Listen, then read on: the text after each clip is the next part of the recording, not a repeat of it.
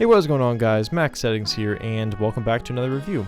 In today's review, we are going to be taking a look at two IEMs from Tin Hifi, being the T4 and the P1. Now, just a note before we start, I own both of these, so there are no third parties involved in this review. But without further ado, let's get on into the video. So the T4 and the P1 are two different offerings from Tin Hifi that come in at some two different price points. And starting off with the T4 here, the Tin T4 is a $79 single dynamic driver IEM with an impedance of 32 ohms, a sensitivity of 102 dB per volt, and a frequency response of 10 to 20,000 hertz. The Tin P1, on the other hand, is a $169 10 millimeter planar magnetic IEM with an impedance of 20 ohms, a sensitivity of 96 dB, I believe, per volt, not listed, and a frequency response of 10 to 40,000 hertz. Now, as for the build on both of these IEMs, they are quite similar. They both are using a silver type metal.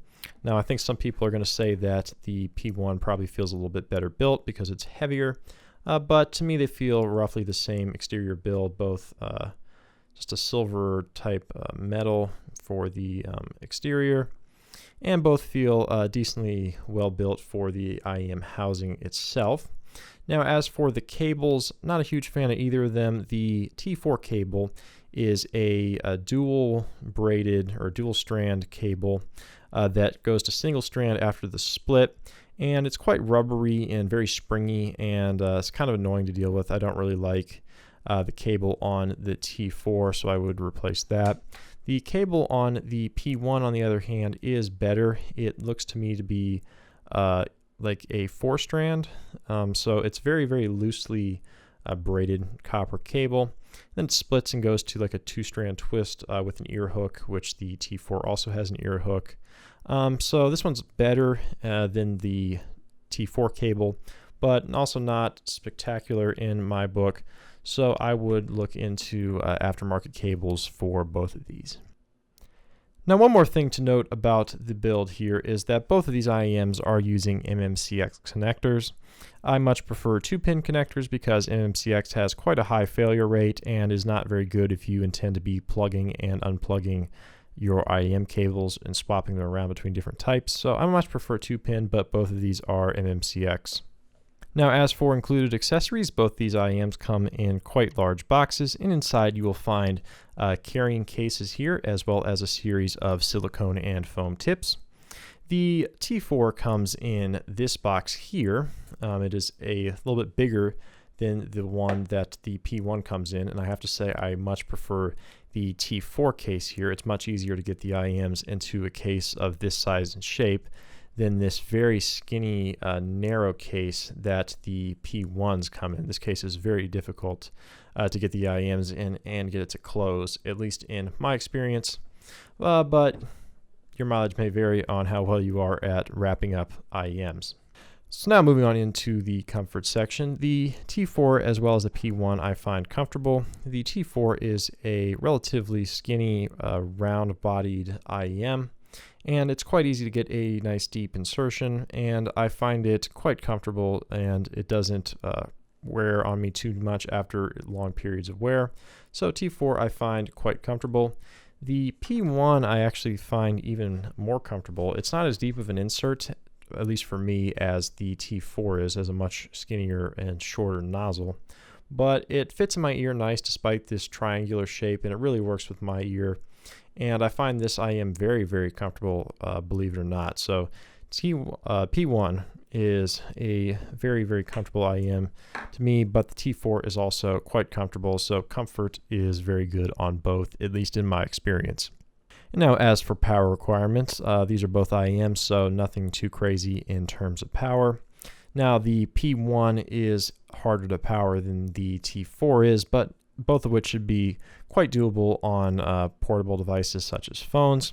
And most of my testing between these IEMs was done on the iBasso DX160 portable player, pardon me. And Yeah, so power on both of them is nothing too bad, so nothing to worry about there. Okay, so now moving on into the sound of the T4 and P1. So starting off with the T4 here, no ears graphs today because the ears cannot measure IEMs even remotely accurately. But we don't need ears, we can use our own ears to determine frequency response. So the T4 extends pretty well and nicely down to 20 Hertz with, I'd say, a little bit of a sub-bass lift, maybe a dB or two. After that, you have a relatively flat mid-bass and lower mids, which comes up to a relatively neutral upper mid-range as well as lower treble. And by the time you start getting into your upper treble, you have a little bit raised there, I'd say above 5K of 3 or 4 dB. So these come off overall as kind of a neutral bright, much so, or very much like the Tin T2 was, however with a better bass extension for sure than the Tin T2 had. And now the Tin P1, on the other hand, actually has a little bit of bass roll off to my ear despite it being planar. The P1 rolls off, I'd say maybe 2 or 3 dB after maybe 50 or 60 Hertz. By the time you hit 20 Hertz, nothing terrible, but not quite as extended as the T4 is. And the P1 also has pretty flat mid-bass and lower mids.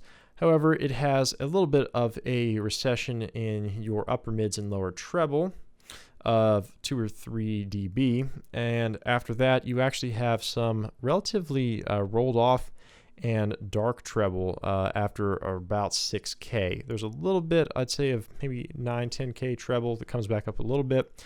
But overall, a relatively dark sounding IEM, a very kind of warm and dark sounding IEM compared to the T4 especially.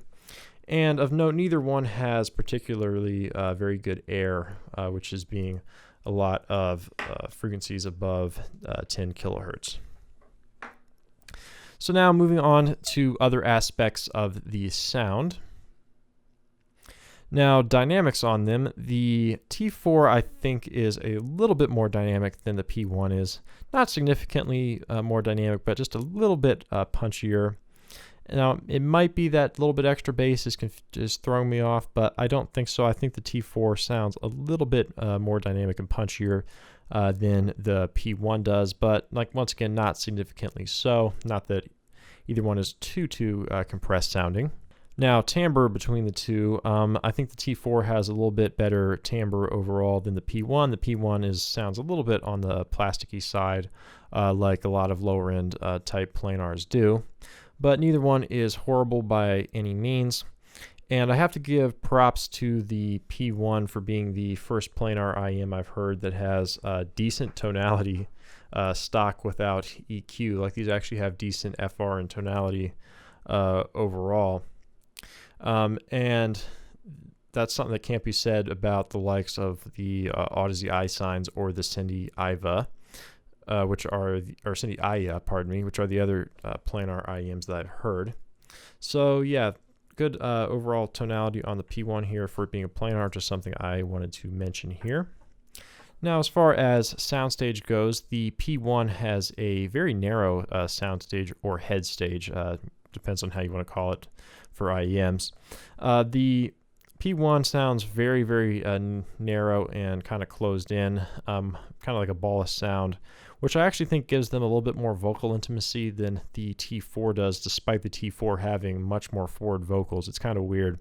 I think the T4 overall is much wider sounding than the P1, but I think has a little bit vaguer of a center image, where the vocalist, at least to me, kind of sounds like it's split almost in half, and there's like a little bit vague of dead center. It's kind of weird sounding to me, but that just might be my ears. But yeah, overall T4 is a much wider sounding IEM than the P1 is. And now as for imaging, neither one is particularly spectacular or anything. I didn't note anything about imaging in my notes for this review, which means it's basically just average. I didn't find it horribly vague, but I also didn't note it being particularly amazing, so imaging on both of them is about average. And now for detail, this is what we're going to save here for the end. I know this is probably going to be somewhat of an unpopular opinion, but to me, I find the T4 here to be more detailed than the P1 is. It's not like tremendously, it's not like this is so much more detailed than the P1 is, but it's noticeably a decent bit more detailed than the P1 is. Listening to the P1, now I like the P1. I think the P1 sounds pretty decent. It's a little bit of a warm, dark sounding IEM, but hey, I can live with that. The P1 sounds pretty good. You're listening to it and like, yeah, I think this sounds pretty okay. And then you switch over to the T4 and you hear all this detail that you were missing with the P1. The P1 just sounds kind of dulled and smoothed over, where the T4 has a decent bit more resolution than the P1 has. And it's not just the treble, because the T4 is brighter. I checked. And yeah, T4 has a decent bit more detail than the P1 does, in my opinion. So now moving on to comparisons and my final thoughts. Now, I don't sample a ton of IEMs, so I don't have too much reference here, but I have heard a decent number of IEMs in this $100-ish price bracket or so. The VSonic GR07, I know, is what people are saying this is the successor to. It's been too long since I've heard one of those, so I can't tell you. Is it a step up over the T2? Yeah, I think it is a decent bit more detailed than the T2 was, which the T2, I was never a huge fan of the T2. It sounded all right. It was like $50, and I was like, yeah, it sounds all right for $50, but some people were like, oh, it's the best IEM under 200. I'm just like, no. But yeah, I find this a step up over the T2. If you like the T2, but you were one of those people that said, I like the T2, but I wish I had more bass extension, here you go. Buy yourself a T4, and you'll like it. Very similar signature to the T2, but a little bit different, but very, very similar. The Moondrop Starfield just came out. Not heard that yet, so can't tell you how these compare to that. But I might look into getting a unit of that sometime in the future. So, but as of now, can't tell you about that. Now, the one IEM that I have heard recently that is going to be a very, very close competitor to both of these is going to be the Etymotic ER2. Now, I bought a pair, I didn't review it, and I sold it. And the reason why is because I just can't do the fit on Etymotics. It just does not work for me. But from the testing I did before I sold it, I find it more detailed than the T4 by, once again, a little bit. And better overall timbre for sure. The Etymotic has really, really good timbre and tonality compared to both of these. So if you can do the fit, I think the ER2 is a better IEM than both of these. Now, it's a little bit more than the T4, a little bit less than the P1. But if you can do the fit, ER2, go with that. Now, the T4, if you cannot do Etymotic fit, I think is a good IEM. It's all around a relatively kind of neutral, bright sound signature. It is the logical step up over the Tin T2 for the people who like the T2, which I've owned the T2 also. I didn't review it because I just didn't find it that interesting, and it's been covered to death. But you all were asking me for Chi-Fi IEM reviews, so I thought I would give you two of the more popular ones out there currently. So overall, T4 is going to get my recommendation for the price point. It's not my favorite thing in the world to listen to be totally frank with you, compared to closed-back headphones of this price point, like the Creative Arvana Live or the AKG K371. I do like those better than I like this, but IEM's a totally different thing, more portable and whatnot. But I don't know, I just find this somewhat kind of boring sounding, even though it's a little bit bright, but not my favorite thing in the world to listen to. The P1, I actually like the sound signature of the P1 despite it being kind of funky, and I like the vocal forwardness, but it's just too low resolution. If it had T4 resolution, then great, you can buy a Tin P1. But for $160, it's just lacking too much resolution in my book. If they come down on sale to like maybe $99 or so, then by all means, have at it.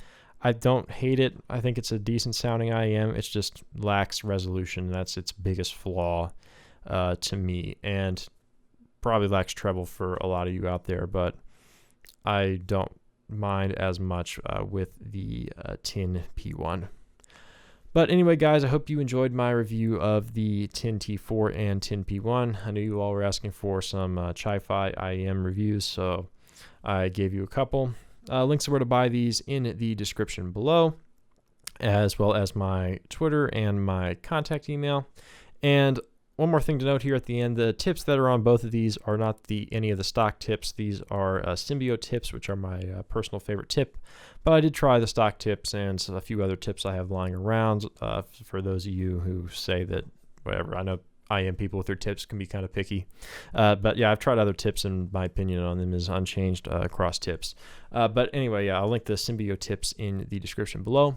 But I hope you enjoyed the review. Look forward to seeing you in the next one.